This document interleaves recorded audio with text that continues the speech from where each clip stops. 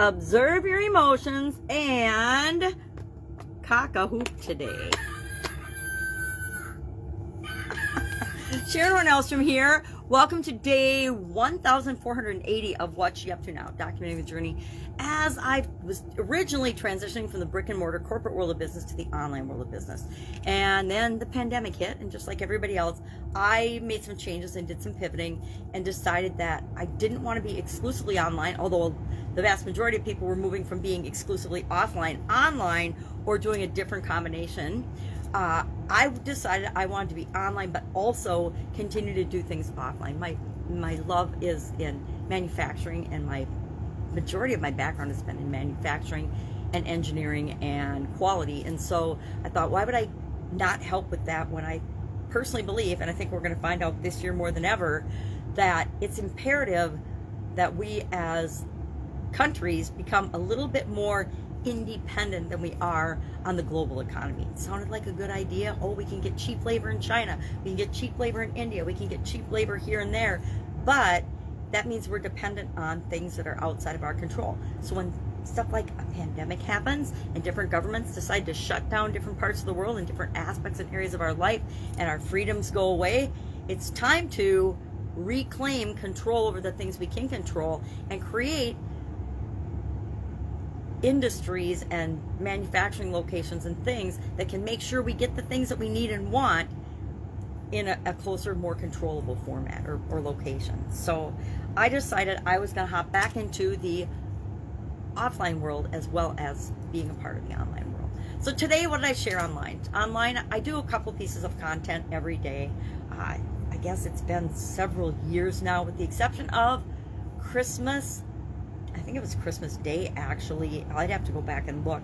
Christmas Day 2019, I had COVID. Even before we knew what COVID was, I was sicker than a dog laid out on the couch. I should go back and watch my videos around that time, because I'm sure they're terrible. Because I was so sick and hacking up lungs, and I still got online every day except for that one. I couldn't do it. My family was all in Florida for the holiday, and I actually totally missed Christmas that year. My sister brought food and put it on the porch, and I honestly don't know if I even ate it. I think it might have ended up in the trash because I didn't feel good enough to eat it. So it's been, I guess this is my 5th year of doing an annual challenge. This year we're doing 365 BU, 365 day challenge, to do one thing every day that improves us, or improves you, I call it, improves me, and then improves the people that are doing it as well. Because we want to be just doing a little something every day. It's incredible, the power of just doing a little thing every day. For the last 4 years, I picked one thing. Like some people pick a word of the year. I picked a challenge of the year. So 1 year it was to stretch my comfort zone. 1 year it was to be happy.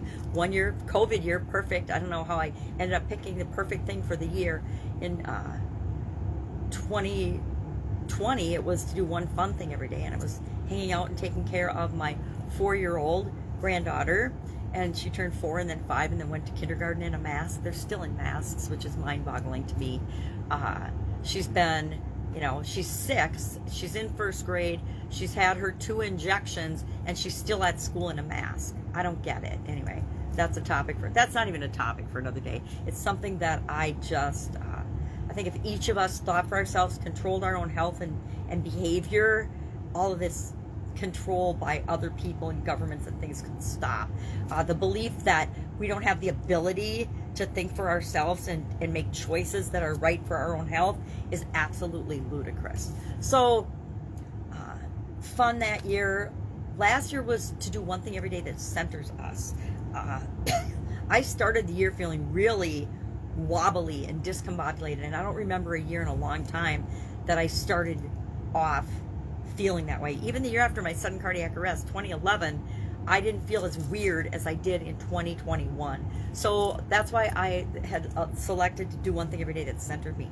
Got a lot more centered. But then this year I was like, all right, I'm done doing somebody else's challenge every year. And it was just a little journal book I used. It was my own challenge. I turned it into a challenge to do every day. But this year I wanted to create my own. So we're doing our own.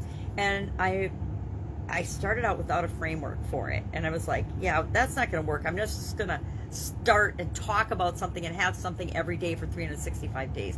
I need to at least map out some kind of a plan. I don't have my calendar here. I think I showed it yesterday, where I finally just took a calendar, just a regular wall annual calendar, and in each day I just put a topic so that I know what I'm going to talk about. Well, now today I already changed my topic for tomorrow, because what I talked about today, I decided, I want to share another tool, another thing I do personally every day that I really don't talk about, because it's those little things that we don't talk about that help us to be successful, that other people might want to know, because they can do it too. If I can do it, you can certainly do it.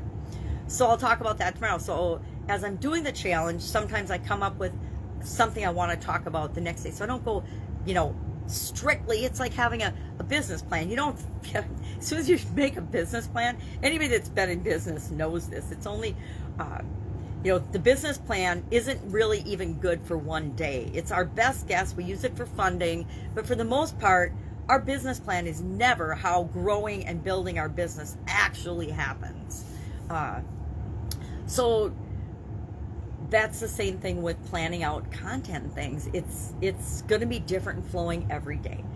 And so for Supersize Your Business today, we talked about an idiom and an expression I have never heard of, which makes it really fun for me. This one's back from the 16th and 17th century, and I started with it because it's cock a hoop. Like, what the heck is cock a hoop? I know it came up when I did a search for emotion-related idioms. So it means, of course, to have an exuberant, elated time. It means to be festive, or to drink a lot, or to drink without restraint, or to just celebrate something. So that was easy to tie into building and growing and supersizing our business, right? And then I talked about customer experience, super fans, and how does that, cock a hoop. I would love to know somebody that's actually used that expression or heard it before. If it's been around since the 16th or 17th century, I have to believe people with different experiences than me have heard of that, but I have never heard of it. So I thought it was a fun one to do. I love when I learn something new. That's just me. So that was our idiom for today. What else is going on? I've got tons of commitments this week, so I am going to sign off. If I can help you in any way, ask. Otherwise, I will be with you tomorrow. Have an absolutely fantastic day.